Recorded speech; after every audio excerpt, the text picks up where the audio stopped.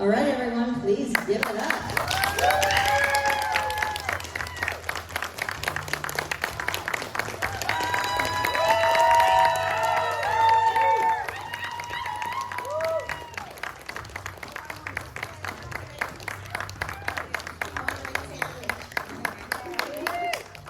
Welcome, my friends. How are you? Good, how are you? Wonderful. Thanks, guys. So welcome to Days of the Dead Atlanta. Again, so happy to have you both here. Thank you. I would love to start this off by, are you on?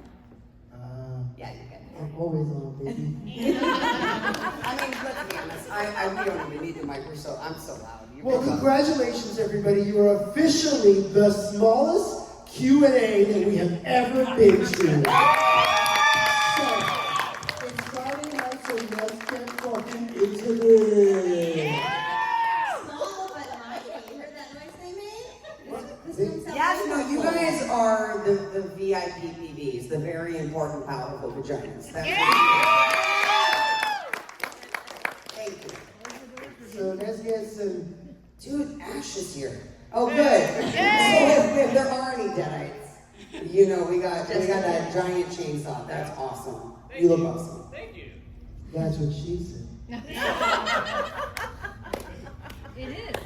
So can we begin this before I blush by talking to each of you individually about your acting journey? How did you get involved in this craft way back? Ladies first. Oh, God. So, Wow. okay, go ahead. We're being silly. How did I get involved? I always just loved performing. I actually, I think of myself more as a performer than an actor. I feel like an actor, like the Meryl Streeps of the world. And I'm more, I just love performing and singing, dancing, when you're a kid. So I started out very, very young, just locally in Ohio, where I'm from, just doing it on the side, and then, you do the plays and all that stuff, and I've just always loved it. And then, I don't know, the journey, I guess, I wanted to pursue it. Talk about the tape recorder. I skipped it, they don't want to hear. I love that you I'd remember. like to hear about I it. said we're getting fucking intimate tonight. I'm living that the side profile is so Lionel Richie. It makes me so happy. I know. Well, good as I reason. went from Marge Simpson on the show to Lionel Richie. I'm going back in time. Okay, the tape recorder. Only if you want. Yeah, no. What he's referring to, I love that you remember that. She thinks I don't listen to her when she talks. He doesn't normally. You told me you don't. You're like, I was just thinking about that time that we were on. So I'm like, did you hear? But you did. You double listen. Sorry. We normally aren't this sticky. I'll wind you up and let you go, man. You guys, like I said, VIP PVs, you get a special show. The tape recorder thing was at 2.5. I only know this because we have the tapes, but my parents got me a Fisher-Price tape recorder because back in the 80s, we didn't have cell phones obviously with like recorders, so my dad used to use like a little DAT recorder and record me very young, like just to have it. He'd put it on and just ask me questions or whatever. So for Christmas that year, I learned to speak at 9 months, and my mom says I never shut the fuck up ever since. But they told me, they're like, Dana, apparently, I don't remember this, but they're like, you can say anything you want. You can say whatever you want in this. It's your recorder. It's your tape recorder. So in my 2.5-year-old brain, I thought that meant I could swear, but like swear words for in my house, because it was a very restricted Italian house, or like dummy, shut up, which I said, sat up. So I would tell knock-knock jokes. I apparently wanted to be a stand-up comedian. And since there's the Museum of Puppetry here, which I just found out, I would line up Big Bird and that I remember, and Ernie and Mickey Mouse and everybody. And I would just start telling jokes solely to crack myself up. But if a 2.5-year-old could be possessed, that's what I sounded like. In these tapes, if you heard them, I'm like, what did the apple say to the t-shirt? He said, "Shut up, Big Bird!" And I would like scream like a psycho, laughing at myself. And I really don't understand, but I feel like that's what he's referring to as the start. But like, then I would just say things thinking that my parents couldn't hear. My parents were like, we were outside the room just listening to you swear. Like, you know, like I go, booby. Thinking I was hilarious. But anyway, did I just spit on you from over there? Is it better? No, it was like a fruit fly. So, yeah, and then, oops. End of that journey is, there is a fly flying around. Oh my God, are we the Deadites? Don't the flies go around your face when you're the Deadite? Yeah. Punch me in the face right quick. Then I'll shut up, baby. We've been dead for a long We've been dead for a long time. But yeah, then I got an agent in Chicago and moved to LA with it, blah, blah, blah. And after a lot of struggle and exactly what you hear, for me at least, it was a lot of just kicking ass to like people getting, you're just going like this, right? So when this job came around for Asheville's Evil Dead, I'm like, I'm never gonna fucking get this. And then here we are, and every day goes by, I'm like so lucky and grateful, really, because you guys are the best fans. Horror fans, I have decided, as I've seen for myself, no offense to any of the, comic book stuff, but I feel like horror fans are the best fans because you guys are so passionate and so wonderful and like so, I honest to God, I've met enough of you to know that you're just the best. I feel of all the franchises we could have, I'm glad it's a horror franchise. So thank you. Acting journey. You got a good one. I would say that, sort of in line with what you were saying, or what I heard was the freedom to play pretend. Particularly, I didn't really feel comfortable as a kid, kind of in the world that I grew up in. And so being an actor was it kind of gave me the liberty to just kind of explore and be who I wanted to be. I wasn't really into sports, and I was really artsy-fartsy, and but I used to drink, I used to listen to Beethoven and do interpretive dances to Beethoven, and my grandma said that she caught me drinking perfume, and I threw it out the window. So, how does a 4-year-old know to do that? And how does, I'm an alcoholic. No, I was born an alcoholic. No. But how does a 4-year-old know to sort of act that out, right? I'd never seen anything like that as a kid. And how does however old you were, know to tell jokes and set up the bears or the big bird and do all that? And it's just there's an artist inside of you that is dying to get out, and if you figure a way to get it out, and people accept it and like it, then you might end up in a room with 20 people 40 years later. Also, how old were you when you was Meet the Fuckers the first big thing, the first sad card thing? I was 12 when I did my first movie, and it was I was 12, I turned 13 on set, and the movie went to Sundance and won, and then when I was 19, I went to LA to shoot Meet the Fockers, and then I spent a decade in LA doing little things here and there, and ended up doing this in my 30s. So I've had a job every decade of my life that has paid for most of my life, and then there's ups and downs in between, So, yeah. That I find quite amusing. Speaking of Chicago, I live in Chicago, by the way. Oh, if I think you're going to say what I think you're going to say. Of course I'm going to say the moment of Belmont Avenue. Sorry, yeah, that's usually, yes. With all the good Chicago actors in it, Dave Pasquizzi and TJ, oh my God, right? That was one of the, I love, you're a true Chicagoan and you're a true horror. I'm actually a Californian, but I've been in Chicago 7 Okay, years. that's okay. Yes. I'm always seeking out Chicago cinema. I love those guys so much that did that, and I forget what my character name was on there. I just remember at one point I was a clown when they were high on a trip, and I had this clown makeup on.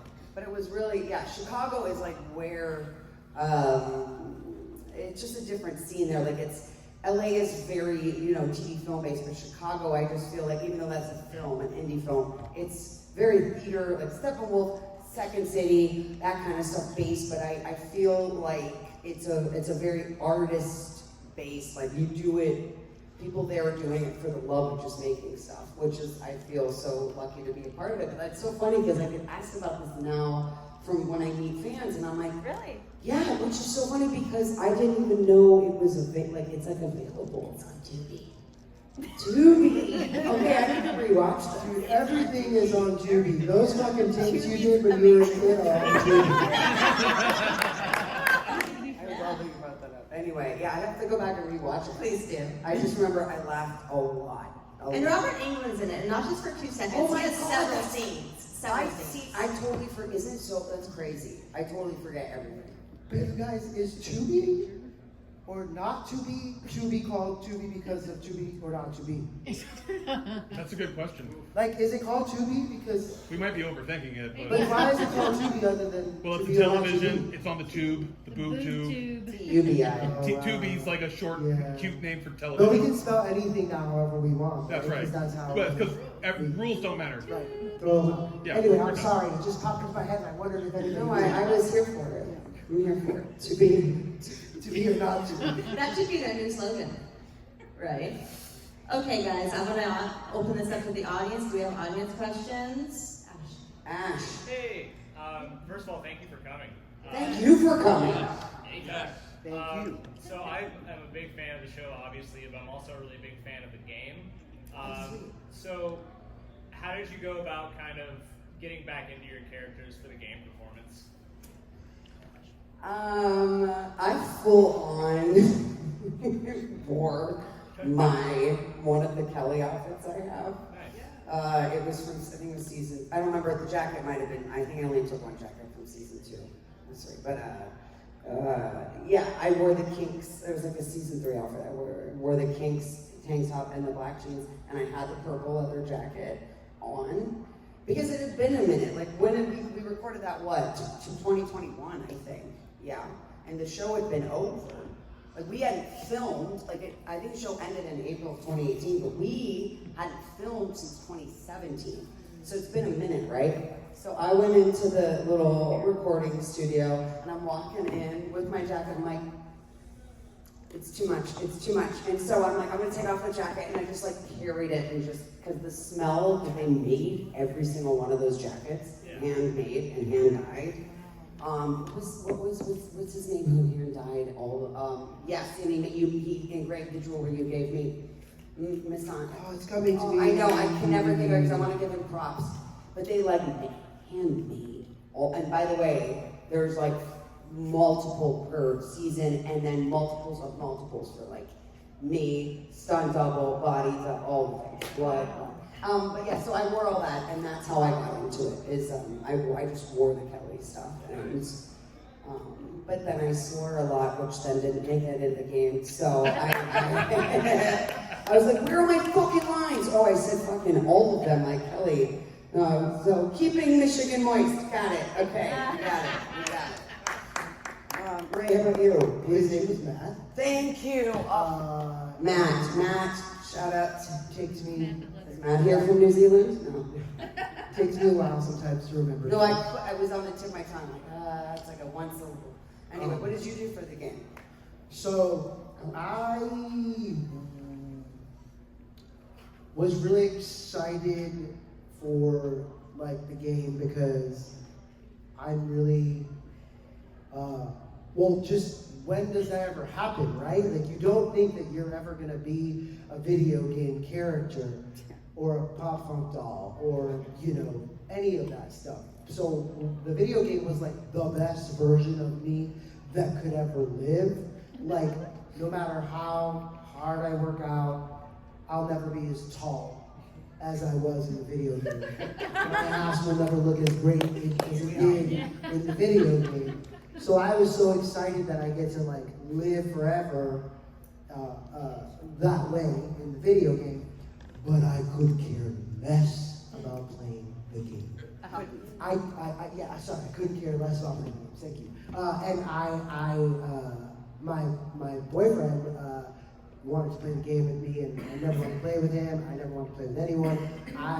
So for me, it was just about like keeping Pablo alive in the best way ever. So it was an opportunity to just go back in there and do it again. Nice, very cool. Thank you. Sorry. I saw another one over here, I thought. Maybe I didn't. Anyone over here?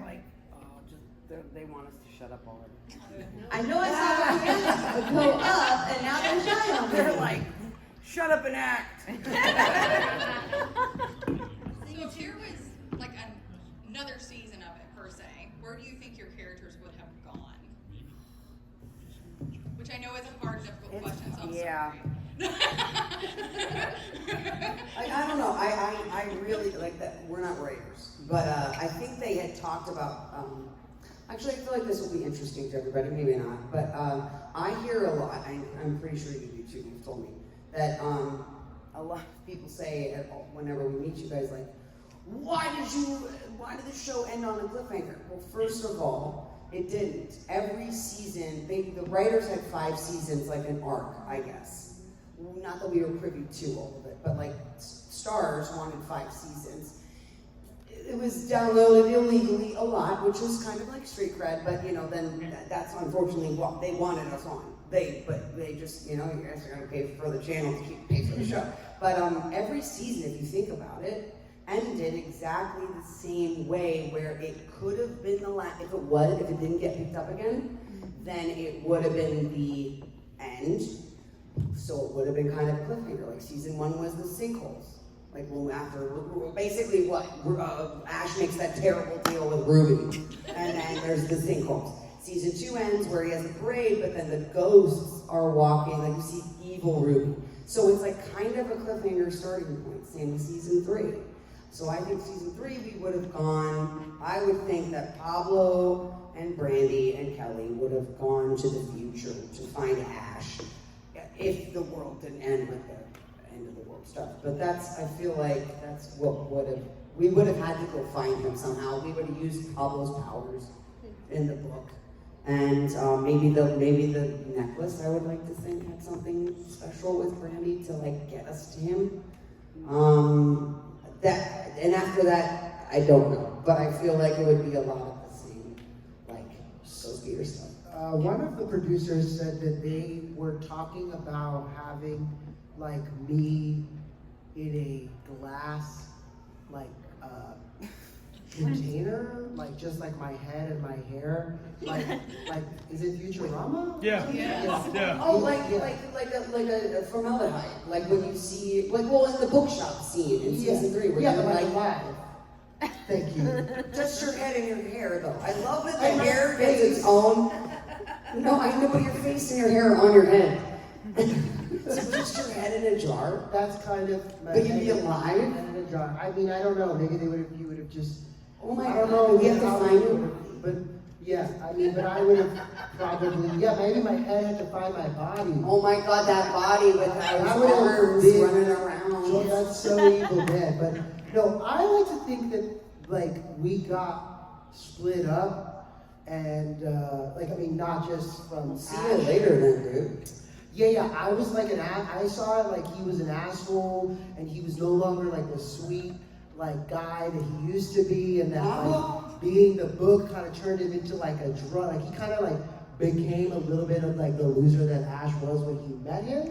So he was like drinking. He was like being all like racial slurs and an asshole to people, and then like he gets the call to duty to go find Ash or Kelly, and in going on that journey, he kind of comes back to being the Pablo that we knew in the beginning. So I also wanted to like shave my head. Like I was red. Oh my God, it's Boy Interrupted. Yeah. I was looking for it. If you shaved your head, would never forgive you as Dana or Kelly, to be honest. Well, it's going to happen. Don't you It's going to happen. No.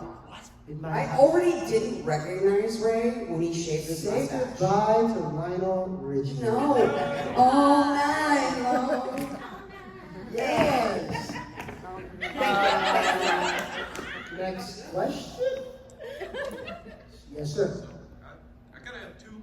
Yes, no Give it problem. to us. So first, how much fun did y'all have with that ashy slashy puppet?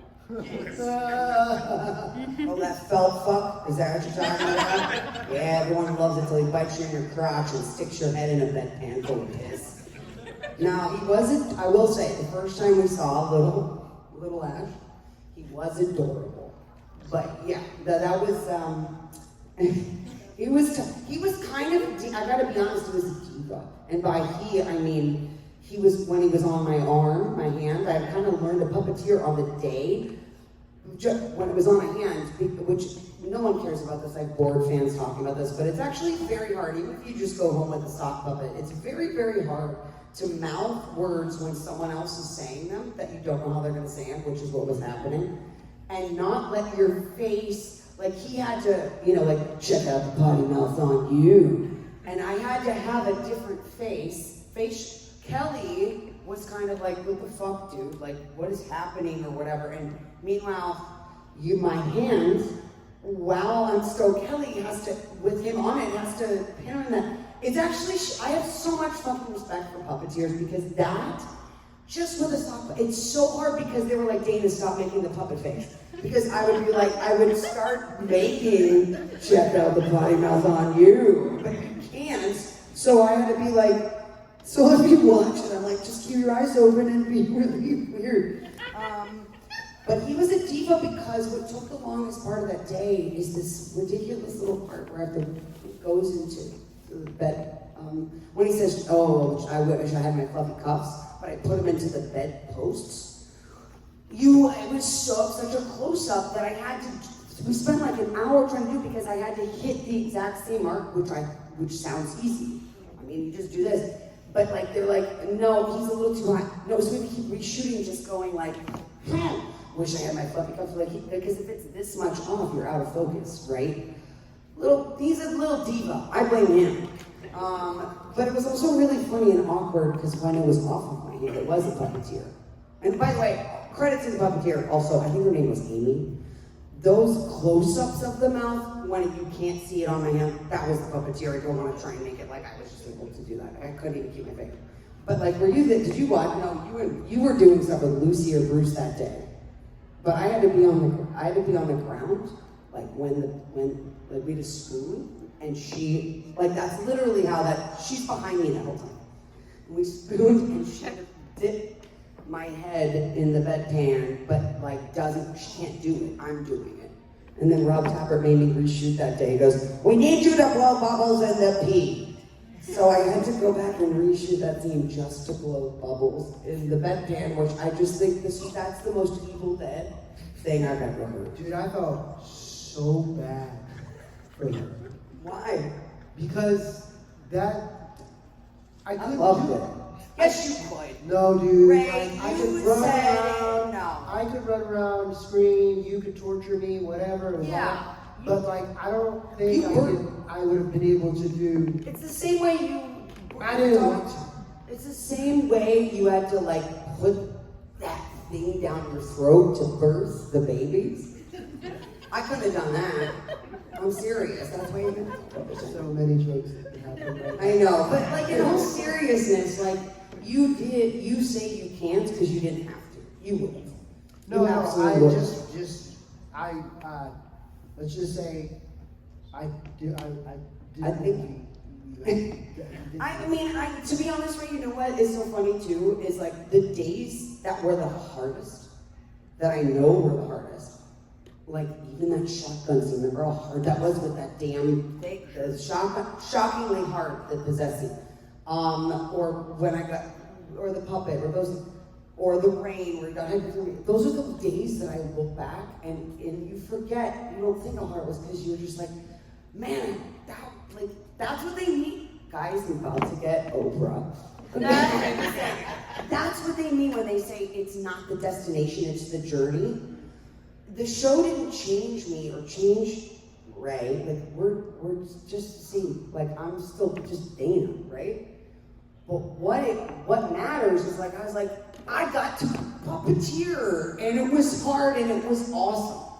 And I'm just saying, guys, that's literally what they mean. The thing you think you want isn't the thing That that little makes you girl happy. who talked on the tape. That little Had girl. to put her hand In the puppet, you guys. Yeah, and she was like, what did I say? I love that you, yes. See, It all that's comes- why. It all comes full circle. It does, and that's what it is. You were talking about, I remember those things you were saying about watching, it was something with like you were watching people run at you, all you wanted to do was run into the woods and with Bruce, tell that, like that's the, Oh, wait, or what? it was something about Bruce was like the father figure for, Oh. like I love that full circle. Oh, yeah. No, I'm like, guess I talked about how, I talked about Bruce being a father figure, like my TV dad. yes. And how in a lot of ways I learned a lot more from Bruce as like my TV dad and as an actor than I have from my actual dad. And like that's no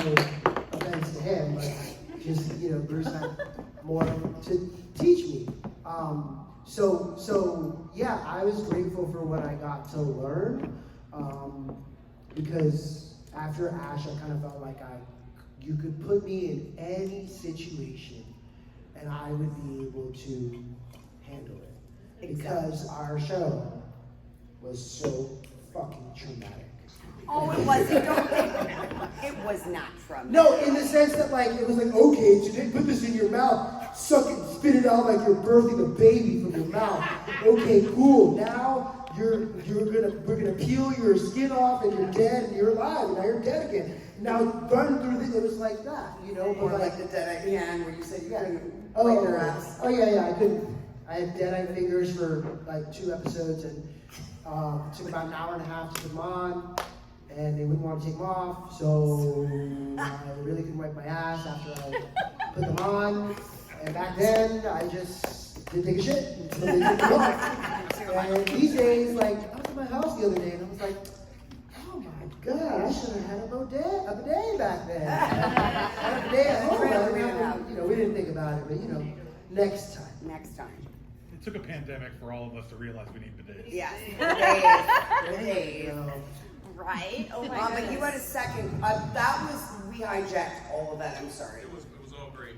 Speaking of father, I'm sure I read somewhere that Kelly was supposed to actually be Ash's daughter instead of Brandy. True and not true. How it was told to me by the showrunner was Ash, and when we go back in time, because remember there was all that dialogue about Lucy says, he goes, oh, I can go bet on the games. And she says, no, you can't mess with the timeline. So in the original version they had been planning on was that he was going to go back to a bar and not listen to Lucy by himself. And there was going to be this beautiful young woman there who they start having the conversation that was had at the dinner table, but with a flirty tone. So what do you do? I'm a teacher. Oh, what do you teach? English. What's your favorite book? The Old Man in the Sea. But instead of it being right before Mimi Rogers gets punched in the face, it was going to be this flirty thing. They bone in the bathroom, and as that happens, all of a sudden I'm with Ruby, and it makes I show up in the book. It was mostly just like the book of the dead next to Ash. But how I was told by that showrunner was that it was just going to be a starting point for season 3 because they didn't want it to be like it was just like, oh, we got to go back to hell to save Kelly, which is because and you have to. What does Ash always say? I have to hit the undo button, So that was what it was going to be, and then they decided, I guess, halfway through we were filming that they wanted to make that a whole thing for him. To show his growth, that it was going to be a daughter. So, which I'm very happy in hindsight for that because I think, first of all, I love Ariel Carver-O'Neill, who is Brandy, who is amazing, who's Australian, by the way, did a better accent than we did. Like she's better American accent than I am. But also, I think it kind of would have lessened Kelly's talent or like skill of just like having to go through her journey and learn how to do all that stuff. And if it was like, oh, you're Ash's daughter, no wonder. Kind of like that it was her own, she still gets to keep her autonomy in that sense. But does that answer your question? That's all we know. But I think it was good. Yes, sir. What props did y'all get from the set or wanted to have? Are you allowed to say? They're still looking. Yeah, I mean, I did steal like a creepo. Because again, we shot in New Zealand, which was awesome.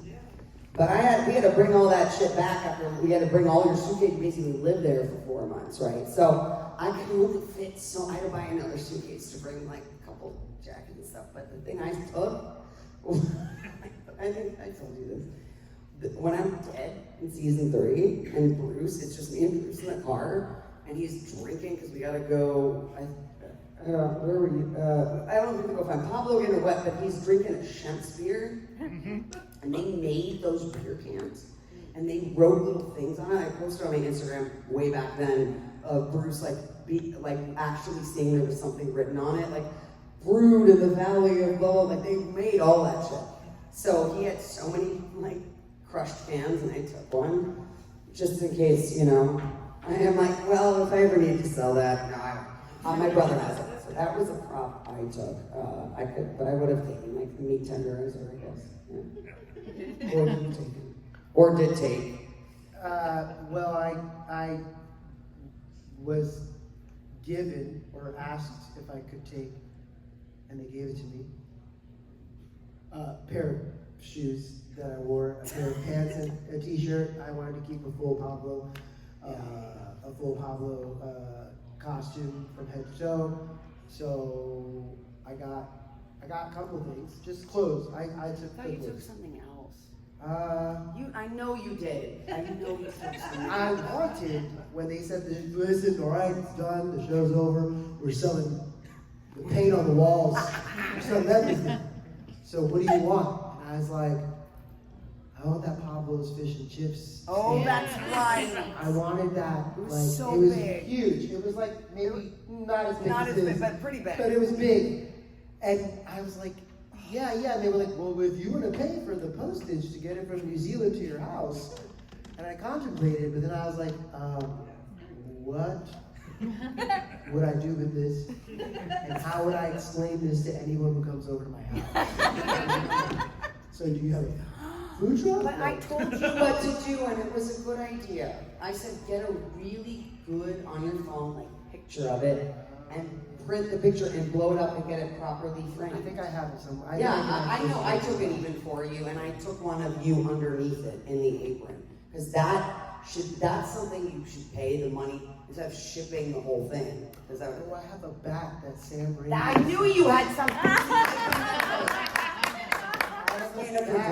I have a bat that Sam Raimi signed Yes. during the first episode because I was supposed to get funky with the bat and use it as a weapon. And I think they realized that I wasn't going to be defending myself much in this show, so they were like, whatever with that bat. But he signed it before he left, and I still have the bat. That I knew you had something special. Did you? I thought it was the beer. Oh no, they sold that for a lot of money. I thought the broken beer bottle with you and. No, I don't have one. No, but but the bat is so cool. The bat is so cool. We have time for one, possibly two more. In the back, yeah. Did you ever get tired of the blood? I think, see, it's hard now, like I said, because back then I probably would have said something a little different, and now I like just want to be covered in blood because I miss it. I know, you say, oh, but I made it, like I'm uncomfortable now without it, you know what I mean? Here's what I will say. What I don't miss is that when the blood dries, which is 5 minutes, sticky, yes, it's sticky on the way to dry, but when it dries, which is the final stop of the fake blood, is it like, imagine you get it down your shirt, down your pants, on the back of your head. So anytime you move, it's like, I always just think of that scene in 40-Year-Old Virgin with Steve Carell going, "Zach Kelly Clarkson." Like, so, I mean, Jill and I would talk about the Evil Dead haircut where the blood would be like on our jackets and our hair would get stuck. We had like the Michael Jackson military jacket, but it was our hair. You know what I mean? And so the drying of it sucked. But if you could keep asking to get more blood, which we figured out season 2, then it stays wet. And this is probably the whole genius evil mind of Sam Raimi. Oh yes, let me just make it so it dries and do a wax, and they'll constantly want to be covered in more blood. It's a terrible Sam Raimi impression, but yeah, I think the one before it dries, it's much better than when it turns into wax. So, but I miss cheering, I miss watching, like when Ray would, if like we weren't both at the same time getting it in a 2-shot, I miss watching each other and like, because it becomes a whole thing on set, everybody, because it's a rig and you get hurt, and it's a blood cannon in your face, you know, blood. I remember, like, or even the slime with us, watching you and Bruce get that, like, it's a cannon, dude, it's a cannon. And being there and watching that person, and like it's like really quiet, and they go, and cut, and everyone's like, yeah! You were so good. I rewatched the second episode, the first time we ever got a ton of blood on us, really. You were so good at naturally, I meant to tell you this, that instinctually as a human being, not thinking like an actor, the blood came with this crank when they were cutting off my mother's head. And I went like this into Ray, because I'm a human who doesn't want to, like, you're just instinctively. Ray was like, like kept his eyes in his mouth open. I'm like, that's how you were supposed to do it. You just knew how to, you just knew how to do that. I didn't get that memo, because that moment, I saw a clip of it, and I like curl into you, which reminded me of Sam. It was the first or second week, so I was like... Yeah, but you figured it out. I was like, I'm going to do this for you, Sam. It's going to be great. I'm going to never, ever fuck up. Cut to season 3, they came out with this, like, huge, I don't know what it was, and they shot it at me, and I wasn't expecting it to, like, hit me as hard as it did. I was like, what the fuck is your problem? And, like, so after, that was because it was the first week. By this 3rd year, I was fucking pissed. No, but that hurt. That was like a jet engine. Also, 2 things.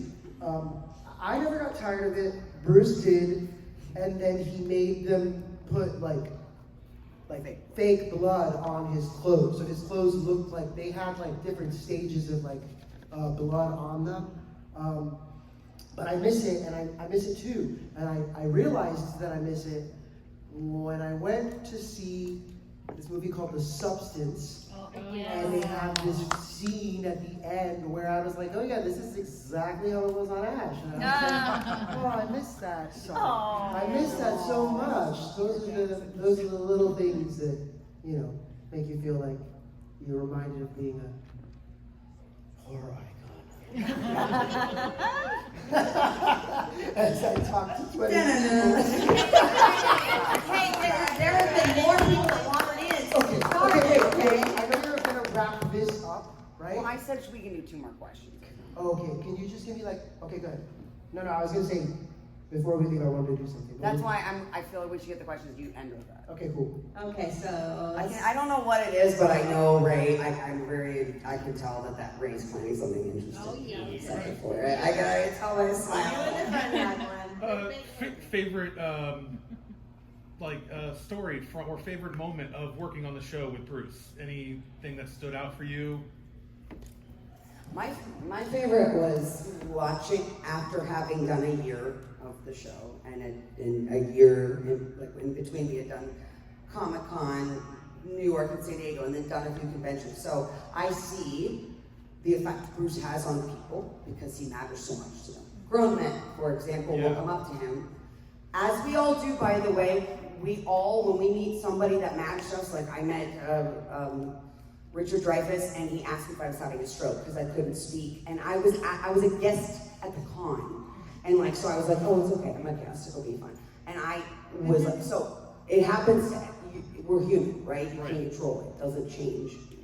Even if you're also on a show that people come meet you. But like I watched Bruce. You know what I'm talking about. I watched Bruce. Is this filmed? Oh, maybe I shouldn't say it.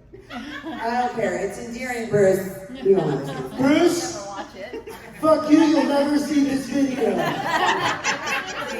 Watch somebody here. It's like, hey, Bruce, did you see Richard? Love your proteges. I watched Bruce turn into one of those guys that normally meets him. He wasn't shaking or anything, but he turned. I saw like 6-year-old Bruce, who was so excited about Lee Majors. He was like, "Hey Lee, how you doing, Lee? Hey, great!" Like it was because he met. Like that was their dream get. Like that, they're like, he'll never say yes. That's what Bruce was. They're like, he'll never say yes. And he said yes. They also weirdly look exactly like when they were doing that scene, that season 2, episode 1. But like watching Bruce kind of get a little, in my opinion, starstruck over Lee was like, it just was so great. Because Bruce is, even still, like we're gonna see him next week at a con in California, and like, I mean, he texts us, and we still, it's not like we're, he lives in Oregon, so we don't see him all the time, but like, you still feel like you still are like, fuck, it's Bruce Campbell. You know what I mean? Like, I'm not gonna, I don't know. Don't you feel that way? Like, you feel it. But I loved seeing that, I would say. So a favorite moment would have been season 2, and especially that bar scene with where it was Ted and Lee Majors. Well, he was not in that scene, but he was there, and Lucy and Ray, and it was all hands on deck, and it was just fun. Watching Bruce and Ted together was just fun as hell. Yeah, I would say what she's talking about, that feeling, I think for me, is like, it's gonna sound really fucking cheesy, but it is a sense of family in a way, because like there's only 3 sets of eyes that really kind of saw that whole thing from start to finish, and I think it's mine, hers, and his. And so whenever I walk into a room and I see either of them, it is immediate, like, it's family. And I'm just grateful that I got to have that with these 2 people.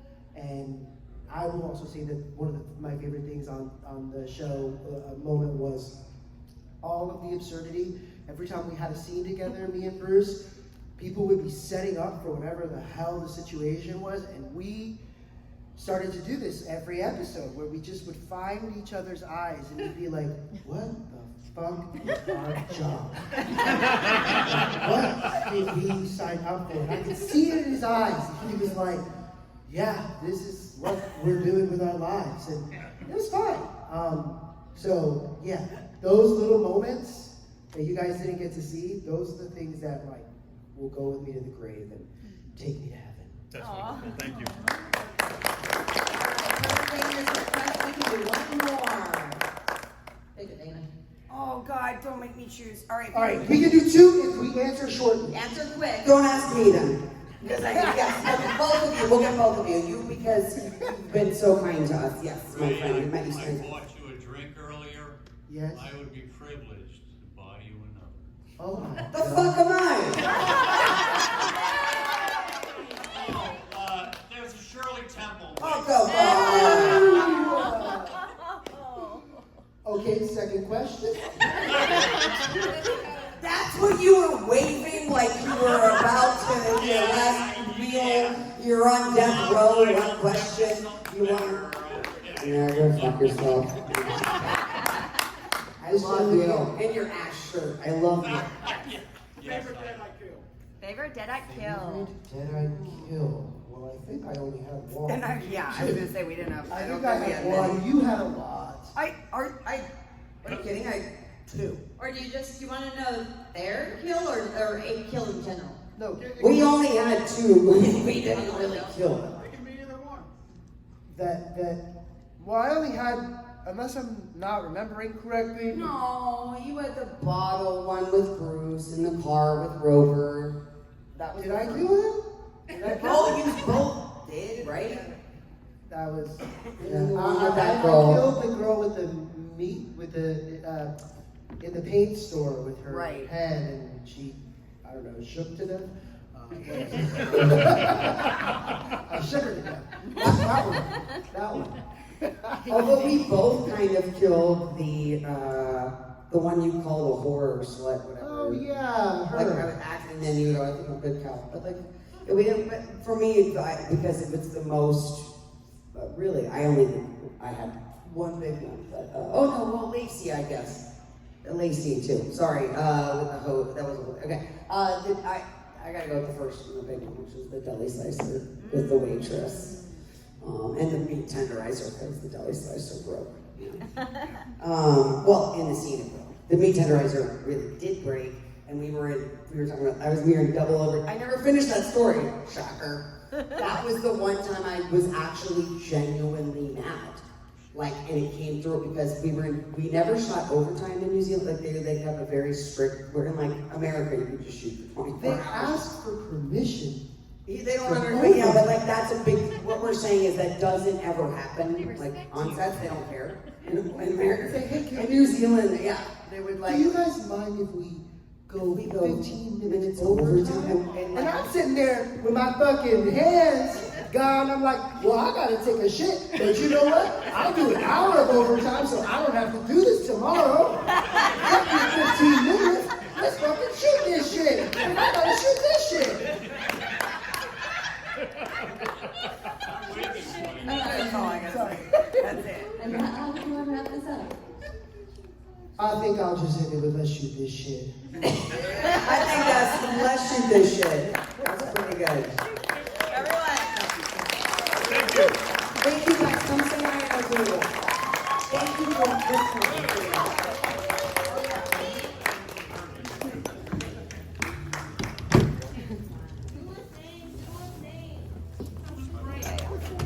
All right, friends.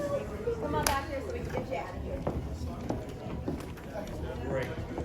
Okay, ready? 1, 2, 3. 1, 2, 3. 1, 2, 3. 1, 2, 3. I hope I lost it. Oh, I agree. You know, summer. You know, you guys, this is kind of the best time. It was fun. Well,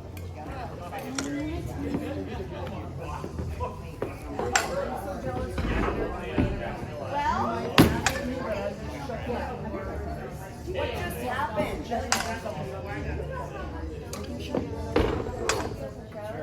Yeah, he just shot something.